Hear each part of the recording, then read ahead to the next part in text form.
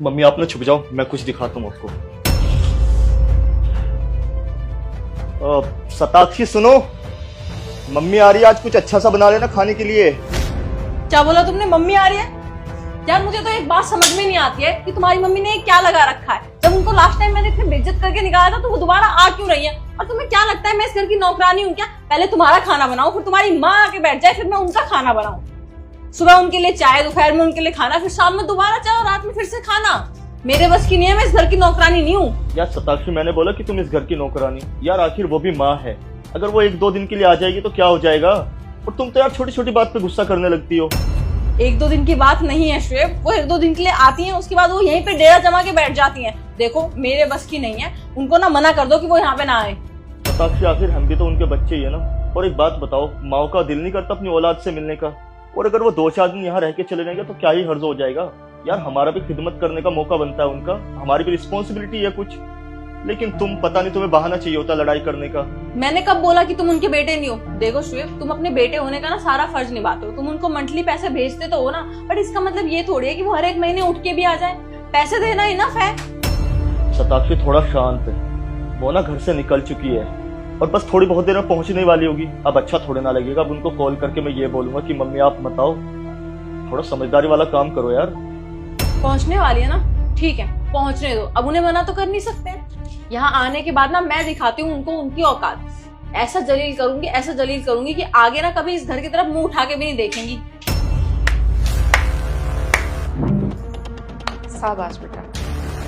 Mummy आप यहाँ? शुएब तुमने बताया नहीं कि मेरी मम्मी आने वाली है। क्या हुआ, तुम्हारे चेहरे का रंग क्यों उड़ गया? अभी शुएब की मम्मी आ रही थी, तुम तो उन्हें बहुत गालियां दे रही थी। अब सामने तुम्हारी मम्मी खड़ी है तो इज्जत आ गया मन में अचानक से। ये सिखाया था हमने, ये संस्कार दिए हैं कि अपने ही घर में बैठ के अपने पति के घर में ऐसे आग लगाओ। और हाँ शताक्षी, तब से मैं तुम्हारी मम्मी की बात कर रहा था, अपनी मम्मी की नहीं। और मम्मी की देखो ना, आपकी बेटी का संस्कार।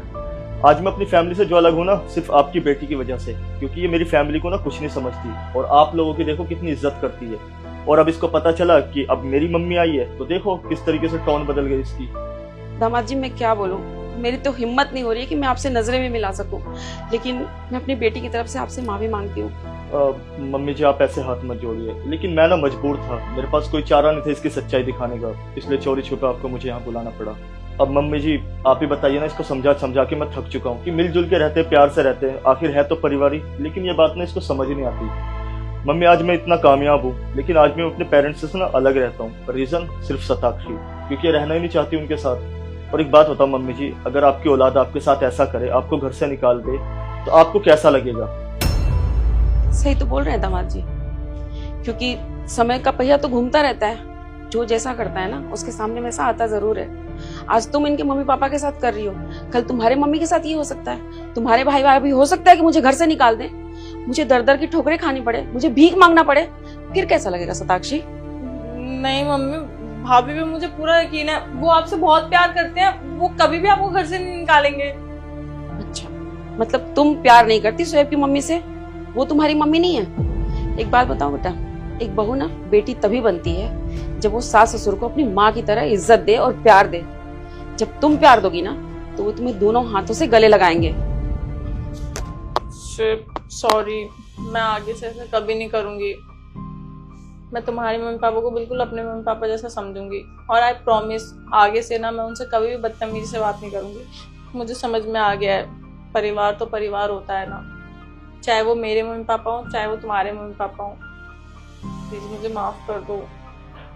माफी मांगने की कोई जरूरत नहीं है शताक्षी, मैं तुम्हें इसीलिए तो समझाता हूँ यार, वो मेरे मम्मी पापा है, थोड़ी उन्हें भी रिस्पेक्ट दिया करो। और जहाँ पेरेंट्स का साया होता है ना, उस घर में हमेशा खुशियां बनी रहती है। लेकिन पता नहीं तुम्हें आजकल की लड़कियों की तरह कैसे भूत चढ़ा हुआ है कि मुझे तो अलग रहना है। लड़ाई झगड़ा करके आखिर होगा ही क्या? छोटी सी जिंदगी है यार, हंसी खुशी काट लो। अब मम्मी आप ही समझा लेना, बाकी मैं तो समझा ही चुका हूँ उसको। हाँ मम्मा आप बैठो, मैं खाना लगाती हूँ।